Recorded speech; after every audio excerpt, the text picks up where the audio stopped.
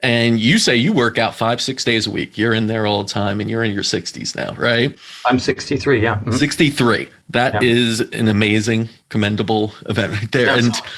And, how do you do it and how are you teaching patients to gain their vitality back? Because the truth of the matter is, if you don't have vitality to be the athlete, you're never going to be the athlete and you're never going to be a good patient then because you won't have the ability to make the changes at home where it really counts. We know we could give you IVs, you could realign people, but if they're not going to do the things outside, and those are the things that got them into your office in the first place, the stress, the eating, everything else, not sleeping well, then they're not really going to heal. So what are some of the what are some of the things you're teaching your patient in those fundamentals that can increase that vitality, can match up the mind and body disconnect, as you say? Yeah. So most people live in this stress and anxiety life, right? And they have to cope with that. So they drink alcohol, eat sugar, bad food choices, and they try to kind of like cope with that in that fashion. They're trying to actually shut down the brain. In the stress and anxiety life, we use our five senses. We use our sight, hearing, touch, taste, and smell. And that's kind of like our security system, right? And so it's always looking for danger, but those five sensors are used to calm us too. So, I'll give you an example. Sight is nature, sunsets, oceans, deer, animals, trees, mountains. Let's go to hearing: music, chimes, waterfalls, brooks, streams, rivers. The smell, the olfactory nerve. So we have plant-based oils, lavender, sage, peppermint, things that flowers out in nature, and smells calm us. Spa scents. Touch, we have scalp massage, foot massage, body massage, foam rolling, Pilates, yoga. And the troublemaker is taste, because people eat taste to calm their brains, really, when you think about it, right? And they use food for comfort food, right? And taste lasts for seconds, and we know digestion lasts for hours. So they go down this rabbit hole, always looking to try to calm this stress and anxiety life. So if they could be more proactive. So I tell patients to do, first of all, what are 5 things to do to calm the brain? First of all, the brain doesn't want to stay in the moment. It wants to go in the past, which is stress, and then when it goes to anxiety is the future. So it's always moving. Stress and anxiety never stays in the moment. So we have to train the brain. It's not going to do it by itself. So I recommend people do present time activities. They could do what number 3 of the best patients I've seen that came with calmest brains were horseback riders, swimmers, and rock climbers. And why is that? Is because you don't want to fall off the horse, you want to fall off the rock, and you don't want to drown, you want to take in water. So you really have to focus to do those activities. Now, you don't have to do those activities, but you could do dancing, singing, playing an instrument, golfing, paddleboarding, surfing. You could, do a crossword puzzle. You could do so many activities that keep your brain in the moment. So if you train your brain to be in the moment with present time activities, it leads to a calmer brain. Another thing is journaling. A lot of people have this scatter brain. They spend half their brains trying to remember stuff. And so take out all the stuff you remember, put it on a piece of paper, write it down. Now organize the thoughts. Don't be a hoarding brain. Organize those thoughts. Now you have a plan. You're not just throwing all the stuff you're supposed to remember with everything. And when you have these thoughts, put on a piece of paper, get it off your brain so it's a calmer brain. So another thing you could do is accountability partner. Have an accountability partner or somebody that kind of keeps you on track, because it's, the brain doesn't know the difference between fantasy and reality. And we think we become our own coaches in our head, and our fantasy voice always agrees with us. So you've had a dream, you wake up, you think it's a real dream. Well, the brain doesn't know that difference between a fantasy and reality, and we listen to the voice that always agrees with us. No, you need someone when you start going for cookies and sugar and alcohol to say, okay, well, you can drink, but maybe you kind of drink on Wednesday and Saturdays, not 4 days a week, 5 days a week. Maybe don't eat your sugar, save it on a Friday night, right, for your reward for the week.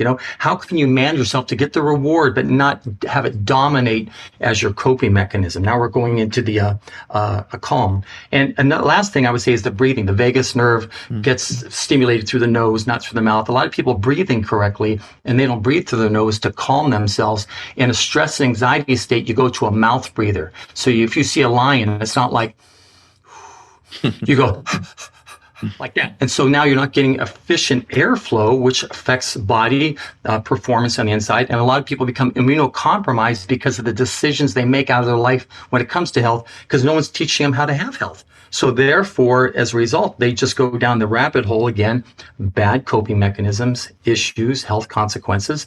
And now they're looking for answers. And it's harder to climb out the older you get. So they become obese, and they don't have someone kind of keeping them. No, here's your water bottle. Get rid of the Coke. Get rid of the sodas. What are you doing? You need to hydrate. Think of your body like a sponge. And if you're not drinking enough water, your body doesn't move efficiently. It's stiffer, it's tighter, more susceptible to injury. And you came in with this pain response. My goal is, I tell my patients, Casper, I'm happy you hurt yourself, because otherwise I would have never met them to teach them how to be better than they were before they hurt themselves. So my goal is to make them better as a coach. I told you, we talked about a coach's job to make an athlete better than he was before he came in contact with a coach. My job is to make the patients better when they come in the office than they were before they even hurt themselves. Get them on a plan and a better road. If I drive from here to Florida, I just don't go wherever I want. I plan for it. I map it. It's the same sort of thing with your health. And most people now, if you go to a good doc who teaches you how to kind of map it, find what the bad habits are, which is, people slouch in the chair. They're at the computer a lot. They don't stretch enough. They have their heads down. They lose their spinal curves. They're not taught what happens and what's causing the breakdowns in the body. A lot of our activities are forwards. I tell people to open their hip flexors, open up their chest, get their arms back, get their shoulders back, give your body better balance, walk backwards. A lot of people that are forward activities. So I've told people, hey, I could run backwards at 7.5 miles an hour. I run 12.5 miles an hour forward. I'm able to weight train, flexibility exercises. So so think of your body like a fine-tuned sports car. It's built to work. So if this thing is built to work, what are we doing to mess it up? What are we doing to kind of get in the way of this performance machine? And people just aren't getting taught. Not to say they wouldn't do it, but if the doctor keeps saying, do the medications, that's all they know. So you have to kind of that's what that business does, is just to give drug shots and surgery. And you at the Integrative Medicine Clinic and myself, I'm teaching people how to kind of take care of this body, this sports car efficiently, tune it up on a regular basis to get it working the way it's meant to work. And I bet if you want to become a classic sports car, there's a way to get to a classic sports car. It just doesn't happen. You have to kind of work on it, plan for it. And what you're doing, again, is gaining more time as you age. So I feel like at 63, I feel like I have this 63-year-old brain and a 30-year-old body. So what does that make me feel like? I feel like I can run. I could go to a track. I could hike. I go golf, I could walk 18. I could do things that most people say, I'm getting old. Well, if no one teaches you how to not get old, that's the path you kind of go. So my job is to change that narrative and teach people. And that's why I have all this information for 40 years that I want to share, which we talked about, the book, which we'll talk about later. But it's just everything you could have in one book, from laughter to dark chocolate to nostril breathing to flexibility to high intensity interval training to weight training to sleep posture to cold showers to cold on your face to calm the nervous system, how to deal with ourselves, how do we deal with the thoughts, how do we deal with the tug of war in our brain. And a lot of health is people just don't know how to deal with themselves. No one's teaching them how to deal with themselves. And as a result of that, they just kind of go on a path that they just wander and they try to figure it out and it's not working. And if, when they start gaining weight and all this and they go to the doctor and the doctor keeps giving them more medications, it's really not kind of fixing it. And the pandemic is teaching people. I remember my parents' generation, they used to go to the doctor and they would stick with the doctor for a long time. Mm-hmm. Now I feel people are going to the doctor, and if it's not working, I'm going to leave. I'm going to go to the Integrative Medicine Clinic. I'm going to go to the chiropractor, the acupuncturist, the massage. You have boot camps out there. You have training camps. You have hot yoga. You have Pilates. You have high intensity interval training classes. You have so many things to make your body well. That means less medications. So if you take care of your body, you're going to lead your body into less medication use, better high performance use, and happier lifestyle.